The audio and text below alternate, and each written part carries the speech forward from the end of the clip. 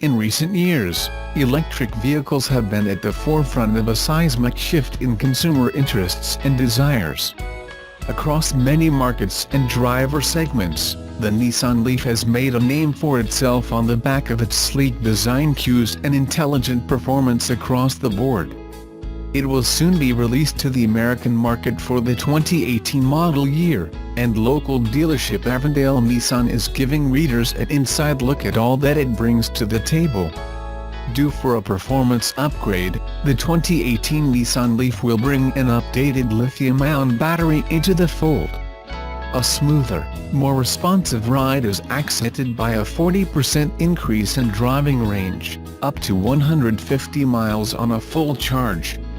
The 2018 Nissan Leaf is also set to introduce some highly advanced tech and safety features, some of which include automatic emergency braking, intelligent cruise control, blind spot warning and more.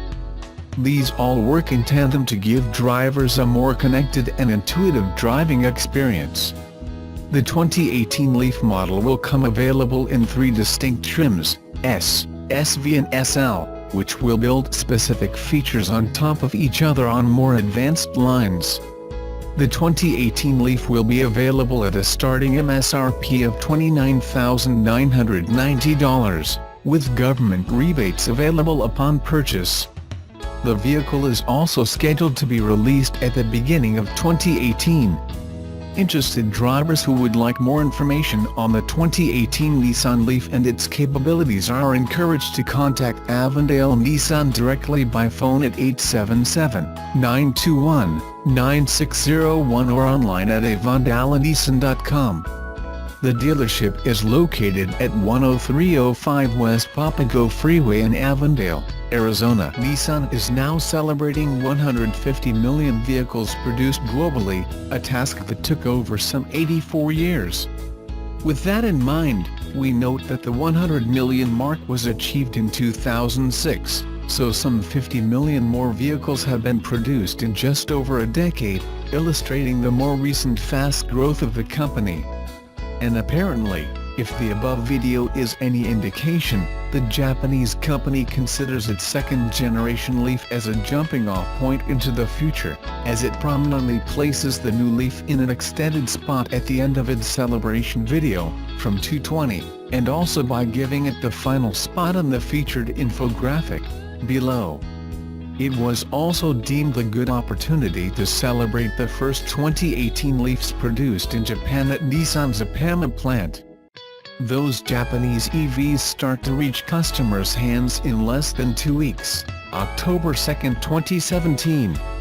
Nissan isn't big on making customers wait months or years between showing a new model and delivering a new model. For the US and Europe, 2018 Leaf deliveries start in January. Nissan Motor Company, Limited has reached a new milestone with 150 million vehicles produced globally. It took 73 years for Nissan to produce its first 100 million vehicles after the company was founded in 1933, and another 11 years to build the last 50 million. Nissan sees this achievement as the result of 84 years of continued support from all of its stakeholders worldwide, including employees, dealers, suppliers and local communities, as well as the numerous customers who have chosen cars produced by Nissan. When Nissan reached the 100 million vehicle milestone in 2006, 76.5% of the total vehicles had been produced in Japan. Localization of production accelerated in the past 11 years, during which 76.5% of the 50 million Nissan vehicles were made outside Japan, driven in particular by the US and China. Following this latest milestone, Nissan remains committed to delivering cars that satisfy its customers. When the 2018 Nissan Leaf electric car arrives at dealerships early next year, it will offer fresh styling inside and out, more power, a 150-mile range, and an array of standard or optional active safety features.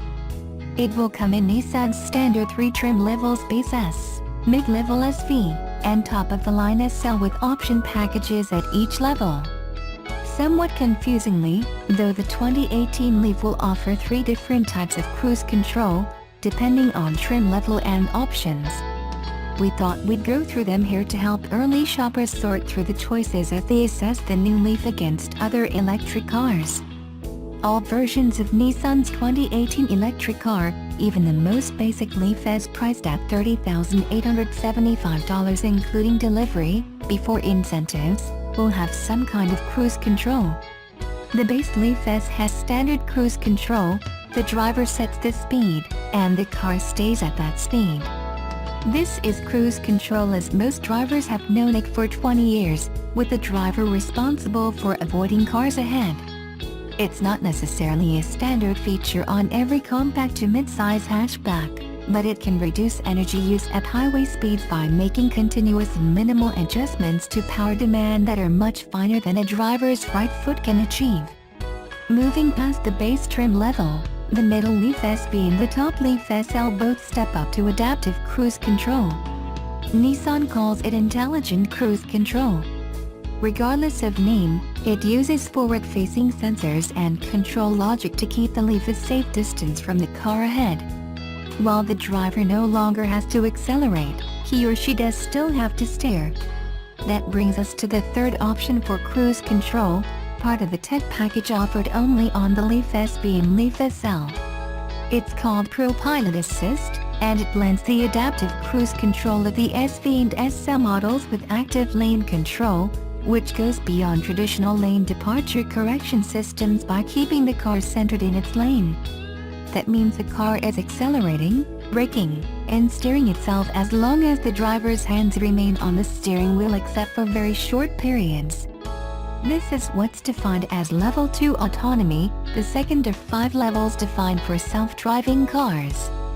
It's similar to functions built into the Tesla Autopilot system, Cadillac Super Cruise that will also launch this year, and features from other automakers to make highway driving easier. ProPilot Assist will roll out through many Nissan vehicles over the coming years, but it arrives first on the electric Leaf. It serves as a halo feature, one that draws attention to the car's advanced technology, which fits nicely with its longer-range all-electric powertrain. The 2018 Nissan Leaf comes with a 40 kWh lithium-ion battery pack and a projected range rating of 150 miles. Its 110 kW, 147 horsepower, electric motor is considerably more powerful than the 80 kW, 107 horsepower, motor in the first-generation Leaf. The latest Leaf also comes standard with what Nissan calls e-pedal, providing what experienced EV drivers call one-pedal driving via increased regenerative braking. There's no denying the compact SUV market is on fire. Sales are growing month over month at a pace that is seemingly unexplainable and unsustainable. While everyone is rushing to cash in on the madness, no one has done a better job of it than Nissan. Recently, Nissan's redesigned Rogue took over the top spot as the company's best-selling vehicle and even spent a couple months on top of the overall SUV sales charts, bumping off the likes of Honda's CR-V and Toyota's RAV4. Now, based on the success of Rogue, Nissan has introduced the Rogue Sport to the company's North American lineup. Known as the Qashqai, overseas, and in Canada, interestingly, the Rogue Sport shares much in common with its bigger brother. Chassis are similar, with the Sport losing only 2.3 inches of wheelbase to the Rogue. The bodies share a comparable exterior design language and many hard parts as well. Sport is about 200 pounds lighter than Rogue, and the body is more than a foot shorter. Slipping behind the wheel will feel familiar too, since Rogue and Sport use the same driver controls and comfort components. Starting at a mere $22,380, Nissan is hoping to lure Americans aged 20 to 30-something who live in urban areas and don't need a large SUV. After spending a few hours behind the wheel circumnavigating the greater Nashville area, we came to a stark conclusion: the Sport part of its name is awfully misleading. Sure, it's smaller than Rogue, but when it comes right down to it, this compact ute drives an awful lot like its big brother, which is rather unsporty. The only engine option is a 2.0L 4-cylinder that churns out a pedestrian 141 horsepower. While this is plenty for around town, highway merging and passing put the mill's shortcomings on full display. Also intriguing is the sports fuel economy rating, which comes in at 1 to 2 mpg worse than Rogue, despite its smaller stature and downsized engine. Marketing to millennials isn't anything new or unique to Nissan. But with this approach taken, it left us a bit bewildered at the lack of infotainment technology. Sport is missing things that this age range has come to expect, such as Apple CarPlay and Android Auto. Need to charge more than one USB device? Get ready for the impending fight for the one yes, one port. If Nissan were serious about drawing in the youngsters, there would be one at each seat. Fortunately, this is where our gripes end. Much like the Rogue Sport handles exceptionally well both around town and on the highway and is immensely comfortable. The quality of materials used on the interior is impressive and the switchgear feels like that from the proclaimed luxury brand. If you're looking for safety features, this Sport has those available as well. Forward collision warning, automatic emergency braking, lane departure warning, and adaptive cruise control are all available as part of Nissan's Safety Shield technology. And while the engine's output might leave a bit to be desired, the Rogue Sport comes with active trace control, active engine braking, and active ride control, all systems designed to enhance performance and ride comfort. Though our time was brief and not quite enough to fully fall in love when we handed the keys back, there was certainly the musk of lust in the air. The Rogue Sport is all of the things we love about the Rogue, in a more compact package. It's quiet, comfortable, easily navigable, and still roomy enough for all the people and things that matter to an adult in the prime of their lives. We have no doubts that the little Rogue is going to be a big hit.